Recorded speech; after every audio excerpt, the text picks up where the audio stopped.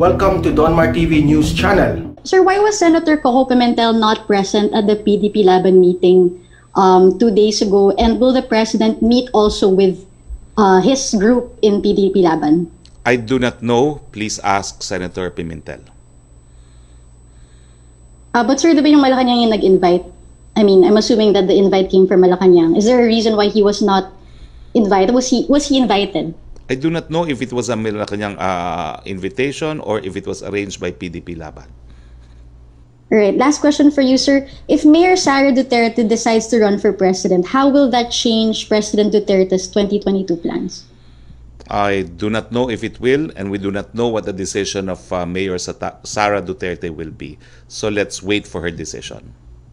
So there was no discussion of that scenario during the PDP Laban meeting, or with Duterte, with the president, that you maybe spoke with him separately? Well, I have previously said na he really wants Sara to run, but Mayor Sara really does not want to run. And so we have to choose between whoever has the numbers. I've repeated this quite a number of times. And the latest proclamation, of course, is he does not want Mayor Sara to run because she does not want his daughter, to be a victim to the ugly side of politics. No? That's the concern of the president, trying to protect his daughter from the ugly side of politics. Takbo ng usapan namin ni, at that time, Mayor Duterte, nung tinawagan niya akong hawakan ko ang kaso niya. Sabi niya, meron i-expose itong bugoy na senador na ito, lalabas sa Inquirer. Meron daw kung ganitong perang kalaki. Diyan daw sa bangko dyan sa Ortigas, BPI. Sabi ko naman sa kanya, teka muna, may tatanong ako. Since ako ang kinuha mong abogado eh. Ang unang tanong ko, totoo bang may account ka dyan sa BPI? Sabi niya, oo. Pangalawang tanong, totoo ba, Mayor, na ikaw may account sa BPI Ortigas branch? Meron daw, totoo naman daw yun. At talagang nag-open ka ng account, ha? Oo, sabi niya. Anong panghuli kong tanong, totoo ba na meron kang 200 milyon? Saan kayon dyan sa tinitrete niya expose bukas? Sabi niya, iyan nga ang problema, wala akong perang ganun eh. Sabi ko naman, bakit wala kang perang ganun? Kailangan natin ng pera mo para mangampanya ka, para manalo kang presidente. Yun ang naging takbo ng usapan namin ni Mayor Duterte. No? Pambira ka naman nga ako. Akala ko pa naman may 200 million ka, meron tayong pangampanya mo.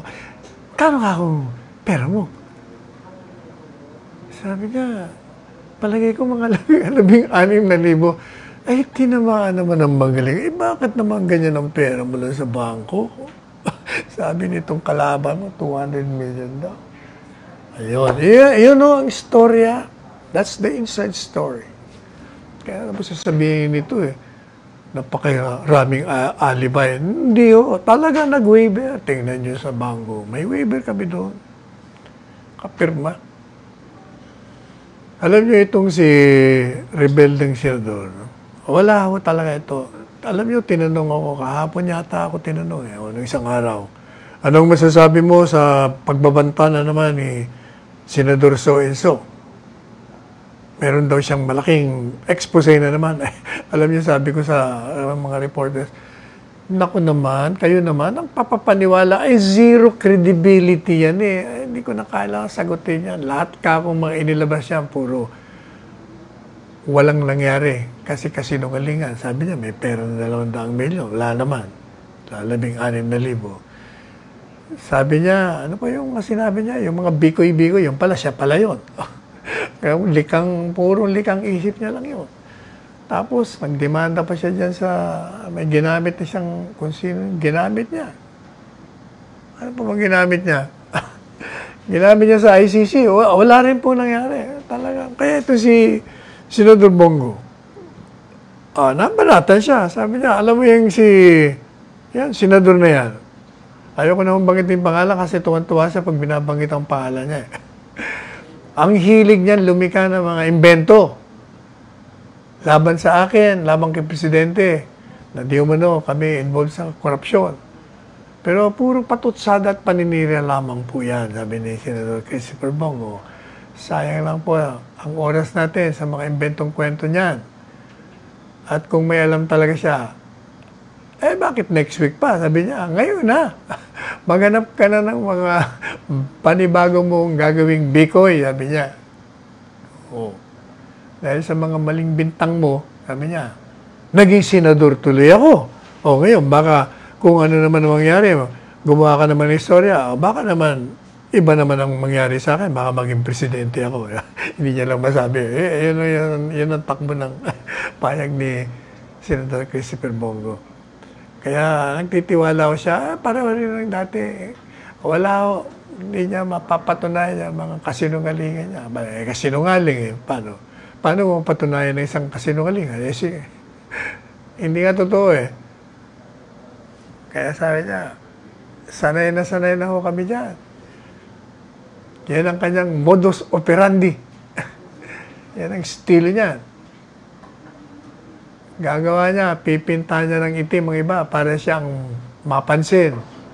Pero hanggang ngayon, hindi pa rin niya matanggap na wala na siyang maluloko sa kanyang kalukuhan. Talaga naman magtanong kayo, sa pag-ikot-ikot po natin pag nababanggit yung pangalan niya, tatawa na ng mga tao walang ano talaga. Sabi niya, meron siyang bago akosasyon. Nagnakaw naman daw ng 6.6 billion plunder. Ito raw si Presidente Duterte at si Senador Go. Ang galing talaga mag-invento nito, no? Yun daw, may contract daw. Yun daw, isang korporasyon na nagmamayari daw yung kanyang tatay ni Senador Bongo, yung CLTG Builders at yung Alfredo Builders. Ito daw pareho korporasyon din dyan sa Davao na nagmamayari daw yung tatay ni Senador Bongo na si Desiderio at yung kanyang brother na si Alfredo. Maliwanag daw na ginagamit daw ni Senador Christopher Bongo ang kanyang posisyon. At nakipagsabuatan daw ito kay Presidente Duterte para makakuha itong mga projects, mga negosyo. Kaya daw pala sinabi ni Presidente Duterte na bilyonaryo si Bongo minsan sa isang press briefing. Alam nyo, gaya nga ng sinasabi ni Senador Christopher Bongo, yung sinasabi mo mga proyektong yan, merong mga bidding yan. Public bidding at sumali sa public bidding. Makikita naman yan sa record. Kung baga, lahat yan legal. At walang irregularidad. Kaya sabi ni Senador Christopher Bongo, wala yan. Yung mga plunder allegation na yan. Yan dati niya nang sinabi yan, paulit-ulit na yan. Hindi ba, nagkaroon na ng Senate hearing yan. Kaya sabi niya, panis na yung isyong ni dating senador. Wala na bang bago? Nakakansawang ka tuloy. Puro kasinungalingan, pinapakain mo sa taong bayan. Salit na tumulong ka, nilalason mo ang isipan nila para sa yung sariling interes. Gusto kong tumakbong presidente. Ang kapal nga ng hapong nito, ang galing. Hanga din naman ako sa kalukuhan nito. Yung mga transaksyon na binabanggit niya, dumaan lahat yan sa public bidding. Merong mga prosedimento dyan bago ka manalo sa public bidding. Ang dapat, ang tanong, sabi ni Senator Christopher Bongo, na agree tayo, ang tanong, nakinabang ba ako dyan? Nakialam ba ako dyan? Nag-impluensya ba ako? Wala. Sabi niya, buti pa yung ibang tao nakakahingi ng tulong sa akin. Pero ang pamilya ko hindi makalapit sa akin. Lalo na yung half-brother ko na yan. Bakit hindi makalapit? Kasi nga, alam nila na pag lumapit ka, pareho rin ni Presidente Duterte, pag lumapit yung kamag-anak at hihingi ng tulong sa anumang mga transaksyon sa gobyerno, nako, hindi mo maasahan yan. Pareho din o yan.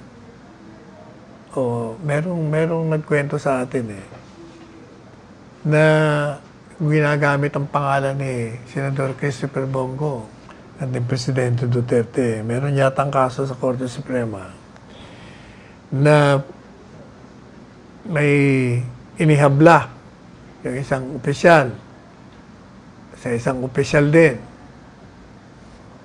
Pagkatapos, hindi raw ma-resolve ang kaso, itong kwento dun sa nagabla.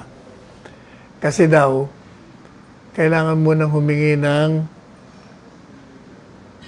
endorsement o permiso kay Presidente Duterte o kay Senador Christopher Bongo. Parang pinalalabas doon sa nagparating sa kanya na nakikialam si Presidente at si Senador Christopher Bongo sa mga kaso. Naku, yan nga ang ayaw nga nila Hindi nga sila nakikialam, ayaw makialam.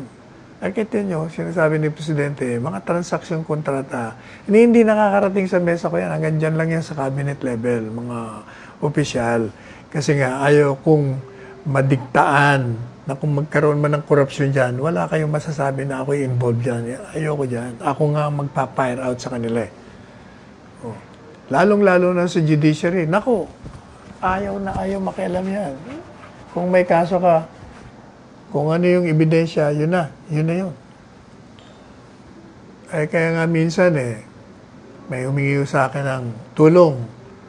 Sir, tulungan niyo naman ako sa kaso ko. Bakit? Kasi mga delikado naman yata ako. Bakit naman delikado ka? Kasi malakas daw yung piskal. May kaibigang piskal na may hawak ng kaso ko. Sabi ko, hindi. So, ang ginawa ko, tinawagan ko yung city piskal. Sabi ko, may nagpunta rito na may kaso, ganito, ganyan. Dahil ganito, ganyan. Sabi naman ng piskal, sir, anong gusto niyong gawin ko? Ano pang gagawin mo? Kung ano ang batas, yun ang gawin mo. Ang gusto lang siguro mo dun sa tumawag sa akin, nagpunta sa opisina, kailangan daw fair and laban. Huwag naman daw gamitin sa palakasan. Hindi sir. Hindi ba sabi niyo, turo niyo sa amin nung kaming estudyante niyo, kung ano yung batas.